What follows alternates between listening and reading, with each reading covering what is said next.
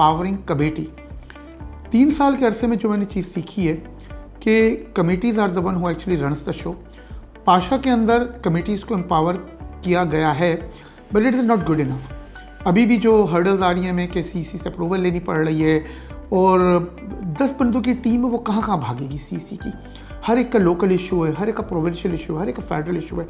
Federal 18th amendment के बाद local issue बहुत सारे हो गए, प्रोविंशियल इशू बहुत सारे हो गए। कभी हमें लेबर लॉ का मसला आ रहा है, कभी EOBI का मसला आ रहा है, कभी टैक्स का इशू आ रहा है, कभी रिमोट वर्कर का इशू आ रहा है, कभी FBR का इशू आ रहा है, और इसके अलावा सैकड़ों और अलग अलग मसले मसाइल है। कभी एम्प्लॉय भाग रहा है हमारा, कभी एम्प्लॉय वो कर रहा है, कभी कंपनी आपको जो है एम्प्लॉय को पोक कर रही है, चीज़ें ले रही है।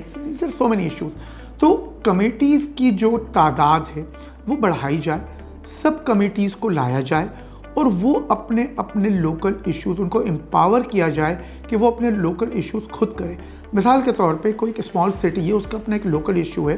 कराची की अगर मैं एग्जांपल लेता हूँ, फ्रॉम कराची, तो यहाँ पे लोकल टैक्स का एक मसला चल रहा होता है। सेक्रेटेरिएट अपने तौर पे पूरी तरह कोशिश तो करता है, सीसी भी पूरी तरह कोशिश करती है, but again due to lack of जो है स्ट्रेंथ वो नहीं कर पा रही। तो व्हाट माय फार्मूला इज़ कि चंद सर्टन लोग, जो कराची के लिए मैं बात कर रहा हूँ, जो टैक्स के मैटर्स में एक्सपर्ट हैं, वो पाशा मेंबर्स ही जो हैं वो आगे आएँ, सब कमेटी बनाएं, वो आगे लोकल जो आपकी जो इन चीज़ों को जो डील करती है, जो भी गवर्नमेंट की चाहे वो कंटोनमेंट बोर्ड का इशू हो, ये उनसे बातचीत करे, किसी एक उस पर डिसीजन पे आए, और वो सीसी को सेकेंडरी भेजे और वो वहाँ पे साइन ऑफ करके उनको पूरी एम्पावर करके देखे, you guys are the one जो आप कम्युनिटी को रिप्रेजेंट कर रहे हैं, जो आप हमारी IT इंडस्ट्री को लोकल लेवल पर रिप्रेजेंट करें।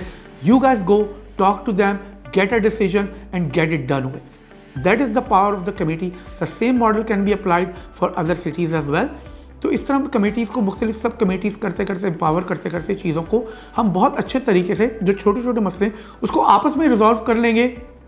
CC does not need to be involved in every step of the way। जब फाइनलाइजेशन हो जाएगी, सेक्रेटेरिएट में मैटर आएगा, उसको सिर्फ साइन ऑफ करेंगे, MOU साइन होगा, इसके बाद जो प्रोसीडिंग है वो करवा लेंगे। डेट बी मच बेटर, क्योंकि आप लोग अपनी चीज़ों में खुद इन्वॉल्व हो रहे हैं। That is my main aim to do it.